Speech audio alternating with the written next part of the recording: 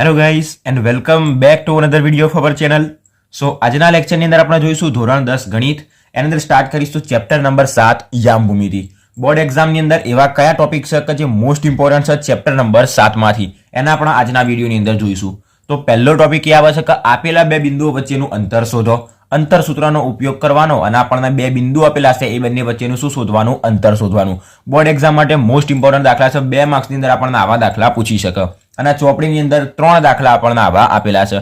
તો એ 3 દાખલા આપણે આજના વિડીયોની અંદર કમ્પ્લીટ સોલ્યુશન સાથે એને જોઈશું અને એક્ઝામની અંદર કેવી રીતના ગણવા એ પણ તમને આજનો વિડીયો જોયા પછી કમ્પ્લીટ ખબર પડી જશે.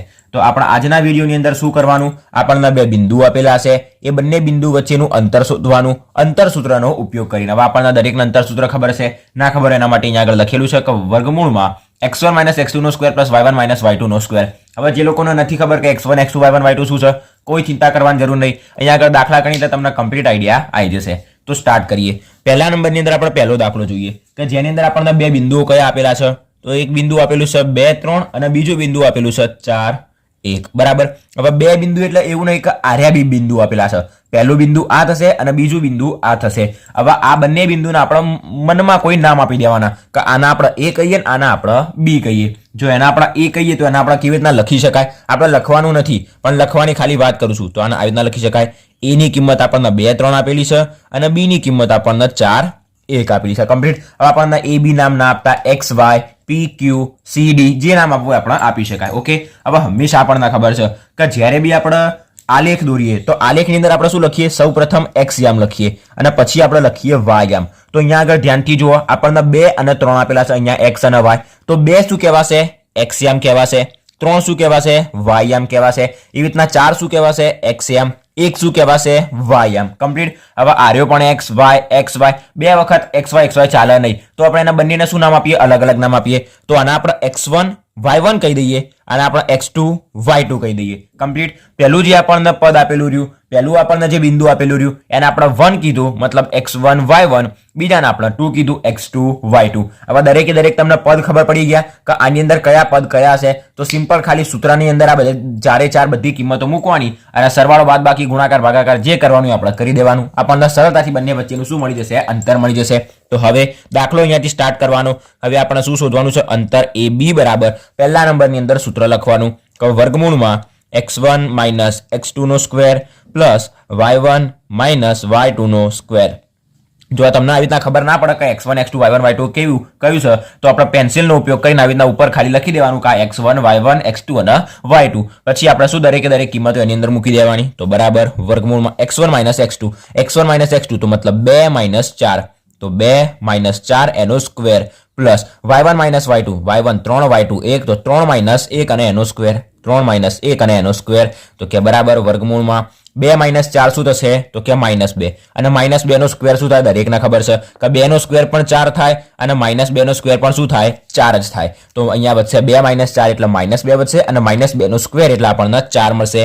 પછી પ્લસ એમ ના એમ 3 માંથી 1 જશે તો ખબર છે આપણને 2 વધશે અને 2 નો સ્ક્વેર 4. તો બરાબર 4 + 4 થશે 8. તો વર્ગમૂળમાં 8. વર્ગમૂળમાં 8 ને આપણે બીજી કેવી રીતના લખી શકાય, તો કે બરાબર વર્ગમૂળમાં 4 × 2 લખી શકાય. આ 4 + 4 હતા, અહીંયા આગળ આપણે 4 × 4 લખ્યા. હવે આને એવું ના લખી શકાય કે 4 નું વર્ગમૂળ 2 એટલે વર્ગમૂળ 2 + વર્ગમૂળ 2 એવી રીતના ના લખી શકાય. આપણે ગુણાકાર હોય તો એને અલગ કરી શકાય. તો વર્ગમૂળમાં 8 એને અલગ લખ્યા, 4 દુ 8 અને 4 વર્ગમૂળમાં જો હોય હવે આને આપણે અલગ લખવું હોય તો લખી શકાય વર્ગમૂળમાં 4 × વર્ગમૂળમાં 2. કારણ કે વર્ગમૂળ જો ગુણાકારમાં હોય તો બંને વર્ગમૂળ ભેગા થઈ શકે.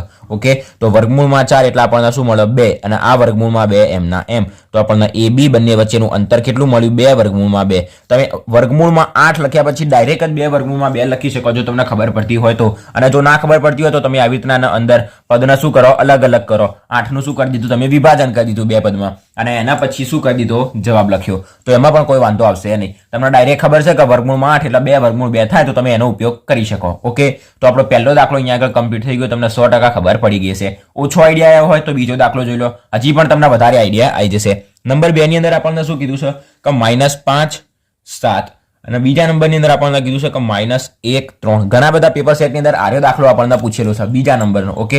તો એનું આપણે સોલ્યુશન કરી દઈએ. પહેલા નંબરની અંદર જો આપણને ખબર ના હોય તો શું લખી દેવાનું, x1 y1 આ છે x2 અને y2. ઓકે, તો પહેલા નંબરની અંદર સૂત્ર, તો તેથી આપણી પાસે અંતર સૂત્ર AB બરાબર, આને તમારે નામ આપી દેવાનું કે આના A નામ આપ્યું અને આના B નામ આપ્યું. કમ્પ્લીટ, કે જેથી એમને પણ ખબર પડે કે આપણે AB વચ્ચેનું અંતર શોધી રહ્યા છે. જો તમે આને PQ નામ આપો તો અહીંયા આગળ PQ બરાબર કરીને અંતર સૂત્ર લખવાનું. તો વર્ગમૂળમાં સૂત્ર લખવાનું પહેલા નંબરની અંદર x1 minus x2 square minus y1 minus y2 નો સ્ક્વેર.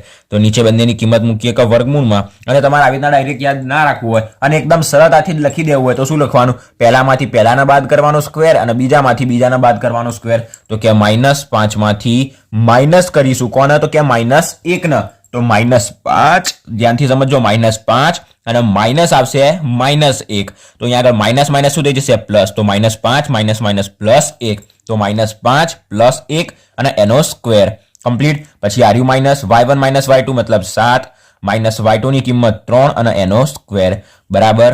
વર્ગમૂળમાં આપણને કેટલા મળશે, -5 +1 એટલે -4 અને -4 નો સ્ક્વેર કેટલો થશે, +16 થશે. પછી અહીંયા આગળ અહીંયા આગળ માઇનસ, વચ્ચે અહીંયા આગળ પ્લસ આવશે. ઓકે, અહીંયા વચ્ચે પ્લસ, પછી 7 માંથી 3 જશે તો આપણી પાસે કેટલા વધશે, તો કે તો પણ 4 વધશે અને 4 નો સ્ક્વેર કેટલો થશે, તો કે 16 થશે. 16 બરાબર. હવે વર્ગમૂળમાં 16 + 16 એટલે 16 ના 16 થઈ જશે 32. તો વર્ગમૂળમાં 32. હવે વર્ગમૂળમાં 32 અલગ રીતના લખવું હોય તો કેવી રીતના લખી શકાય, તો કે 16 દુ 32, અને એના પણ અલગ રીતના લખવું હોય તો વર્ગમૂળમાં 16 ગુણ્યા વર્ગમૂળમાં 2. કમ્પ્લીટ. એટલે વર્ગમૂળમાં 16 ગુણ્યા 2 આખું લખાઈ જાય. વર્ગમૂળમાં 16 એટલે આપણને ખબર છે શું થાય, તો કે 4, કારણ કે 4 નો વર્ગ 16 અને 16 નું વર્ગમૂળ 4. તો અહીંયા આગળ મળશે 4 અને આર્યા વર્ગમૂળમાં 2 એમના એમ. તો અંતર સૂત્રનો ઉપયોગ કરીને આપણે બંને વચ્ચેનું અંતર શોધી દીધું. કમ્પ્લીટ. તમારે એકદમ સીધું લખજો, અહીંયા આગળ જગ્યા નથી એટલે મેં સાઈડમાં લખ્યું હતું. ઓકે, બાકી સ્ટેપ બાય સ્ટેપ સીધું આવી રીતના મેથડથી લખી દેશો તમને પૂરેપૂરા 2 માર્ક્સ મળી જાય. અને આવો દાખલો જો 3 માર્ક્સમાં પૂછાઈ જાય તો ખુશ થઈને નાચવાનું, ઓહો ભાઈ એકદમ મસ્ત અને સિમ્પલ દાખલો 3 માર્ક્સમાં આપણને પૂછી દીધો. હવે આપણે જોઈએ ત્રીજો દાખલો નંબર 3. એની અંદર આપણને કયા 2 પોઈન્ટ આપેલા છે, A B કીધું છે અને -A -B કીધું છે. ઓકે, તો હવે આપણે અંતર સૂત્રનો ઉપયોગ કરીએ. A B બરાબર, પહેલા નંબરની અંદર વર્ગમૂળમાં તમે આખું સૂત્ર લખી દેજો અને વર્ગમૂળમાં હવે આપણે શું કરીએ, બંનેની કિંમત મૂકીએ. પહેલા સૂત્ર લખજો x1 - x2 નો સ્ક્વેર + y1 - y2 નો સ્ક્વેર. તો આપણે કિંમત મૂકીએ. x1 - x2 મતલબ A - A. ધ્યાનથી સમજજો, A માઇનસ આર્યો -A.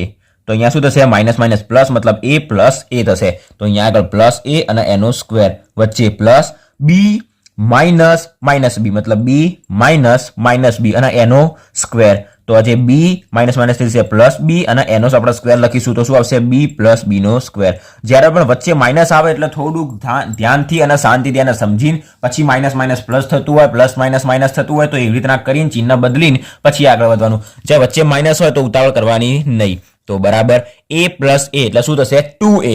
તો કે 2A અને એનો સ્ક્વેર, પછી +B + B એટલે 2B અને એનો સ્ક્વેર. ઓકે, આટલા સુધી. તો AB બરાબર વર્ગમૂળમાં હવે 2A નો સ્ક્વેર મતલબ 2 નો સ્ક્વેર થશે 4A નો સ્ક્વેર થશે A સ્ક્વેર, પછી પ્લસ 2B નો સ્ક્વેર 2 નો સ્ક્વેર થશે 4 અને B નો સ્ક્વેર થશે B સ્ક્વેર. હવે પતી ગયું. 4A સ્ક્વેર 4B સ્ક્વેર એને આપણે કશું લખી શકાય. તો એક વાત ધ્યાનથી સમજો કે બંનેની અંદર આપણને 4 આપેલા છે અને 4 ના આપણે કોમન લઈ શકીએ. તો AB બરાબર આપણે શું કરીએ, વર્ગમૂળની અંદર 4 ના કોમન લીધા તો શું વધ્યું, A square + B square. Complete. અહીંયાથી 4 નીકળી ગયા તો A સ્ક્વેર પ્લસ અહીંયાથી 4 નીકળી ગયા તો B સ્ક્વેર. ઓકે, હવે આપણને ખબર છે વર્ગમૂળની અંદર 4 અને આ જે રહ્યું એ બંને ગુણાકારમાં છે. 4 ગુણ્યા A સ્ક્વેર + B સ્ક્વેર, અને જો ગુણાકારમાં હોય તો એને આપણે અલગ લખી શકાય. તો વર્ગમૂળમાં 4 હોય તો એનું વર્ગમૂળ કેટલું થાય, તો કે 2. તો AB બરાબર 4 નું વર્ગમૂળ 2 અને આ રહ્યું આખું પદ વર્ગમૂળમાં એમના એમ A સ્ક્વેર + B સ્ક્વેર. હવે આની આગળ આપણને કશું કોઈ પણ પદ મળવાનું નથી. તો આજ આપણો શું આવી જશે, જવાબ આવી જશે. હવે આના આપણે અલગ રીતના કેવી રીતના લખ્યું, તો કે વર્ગમૂળમાં 4 ગુણ્યા વર્ગમૂળમાં A સ્ક્વેર + B સ્ક્વેર. જો બંને પદ ગુણાકારમાં હતા તો બંનેને આપણે વર્ગમૂળમાં અલગ અલગ લખ્યા. 4 ના અલગ વર્ગમૂળ આપ્યું, A સ્ક્વેર + B સ્ક્વેર ના અલગ વર્ગમૂળ આપ્યું, અને વર્ગમૂળમાં 4 એટલે 2 અને બીજું જે આખું વર્ગમૂળ હતું A સ્ક્વેર + B સ્ક્વેર એમના એમ. કમ્પ્લીટ. તો અહીંયા આગળ ત્રીજો દાખલો પણ શું થઈ ગયો, કમ્પ્લીટ થઈ ગયો. બોર્ડ એક્ઝામ માટે બહુ જ ઇમ્પોર્ટન્ટ છે, 2 માર્ક્સ માટે આર્યા દાખલા, તો એને કમ્પ્લીટ તૈયાર કરી દેવાના. આજના વિડીયોમાં અહીંયા સુધી રાખીએ. કોઈ નેક્સ્ટ લેક્ચરની અંદર બીજા કોઈ મોસ્ટ ઇમ્પોર્ટન્ટ ટોપિક સાથે આપણે મળીશું. તમારો કોઈ ડાઉટ હોય તો બિંદાસ કમેન્ટ કરજો. વિડીયો ગમ્યો હોય તો વિડીયોને લાઈક, શેર, ચેનલને સબસ્ક્રાઇબ જરૂરથી કરી દેજો. Thanks for watching guys.